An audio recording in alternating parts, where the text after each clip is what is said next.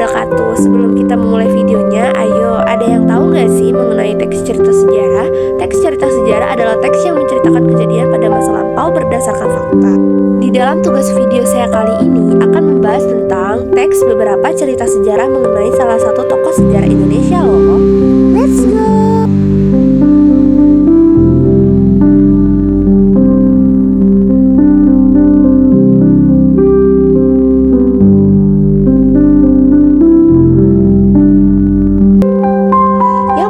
Mengapa kamu perlu mempelajari teks cerita sejarah? Jawabannya, mempelajari teks cerita sejarah itu penting karena memberikan wawasan tentang masa lalu, membantu memahami perkembangan masyarakat, dan mengembangkan berbagai keterampilan penting.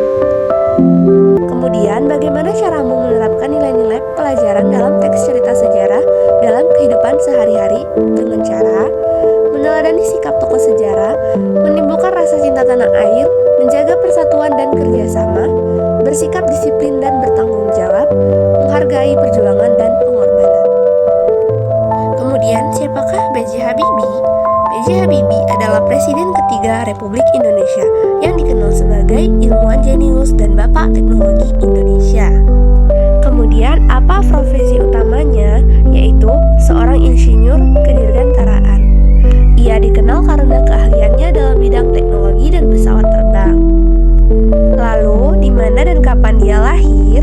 Parepare, Sulawesi Selatan, tanggal 25 Mei 1936. Dan kapan dan di mana ia wafat? Pada hari Rabu, 11 September 2019, pukul 18.05 WIB di Rumah Sakit Pusat Angkatan Darat atau RSPAD. Kemudian, kapan ia menjadi presiden menggantikan Presiden Soeharto? Yaitu pada tanggal 21 Mei 1998. F. Bagaimana kiprahnya di bidang politik? Yaitu melakukan beberapa reformasi penting, seperti pembentukan KPU untuk mengawasi pemilihan umum, pembebasan tahanan politik, pembatasan kekuasaan presiden, berperan penting dalam pemilihan umum tahun 1999, serta transaksi demokrasi di Indonesia. G. Mengapa beliau dijuluki Bapak Teknologi Indonesia? Karena beliau berperan penting dalam pengembangan industri pesawat, melakukan penelitian dan pengembangan di bidang teknologi, mendirikan IPTN, kontribusi pada pengembangan teknologi. H. Apa keteladanan yang kamu peroleh dari B.J. Habibie? Keteladanan yang saya peroleh yaitu semangat belajar, kreativitas dan inovasi, ketekunan dan kerja keras, integritas dan kejujuran, kepemimpinan yang visioner, kecintaan pada ilmu pengetahuan, dan ketabahan dan kesabaran.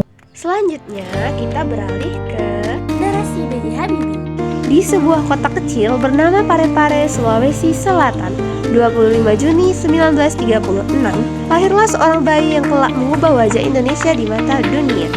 Namanya Baharudin Yusuf Habibie, atau yang akrab kita kenal sebagai B.J. Habibie. Sejak kecil, Habibie tidak pernah puas hanya dengan jawaban sederhana. Ia selalu bertanya, mengapa, bahkan untuk hal-hal yang orang anggap sepele. Saat teman-teman sebayanya sibuk bermain di luar, Habibie kecil lebih suka membongkar mainan, lalu merakitnya kembali. Ia penasaran bagaimana sesuatu bekerja, mulai dari sepeda, jam dinding, hingga mesin kecil. Ibunya yang melihat kegigihan ini selalu berkata, "Rudi, jangan takut bermimpi besar." Mimpi itu membawanya jauh dari Indonesia. Ia menempuh pendidikan di Jerman, di mana cuaca dingin dan bahasa asing tak pernah memadamkan semangatnya.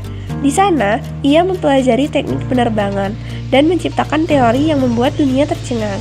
Teori Craig yang menyelamatkan banyak nyawa karena membantu mengantisipasi keretakan pada pesawat.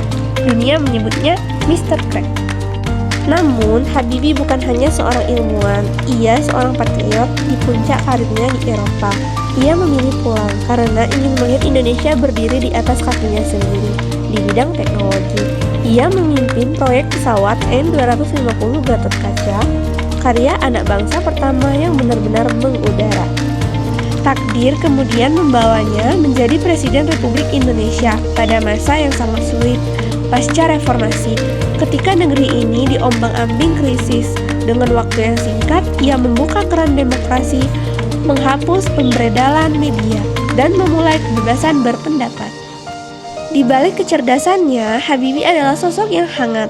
Kisah cintanya dengan Hasri Ainun Besari menjadi legenda. Bagi Habibie, Ainun bukan hanya istri, tapi mata air yang memberi energi dalam setiap langkahnya. Hingga akhir hayatnya, pada 11 September 2019, Habibie tetap menjadi simbol kejeniusan, nasionalisme, dan cinta yang tulus.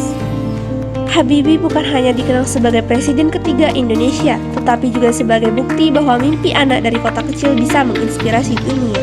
Sekian video dari saya. Wassalamualaikum warahmatullahi wabarakatuh. Terima kasih.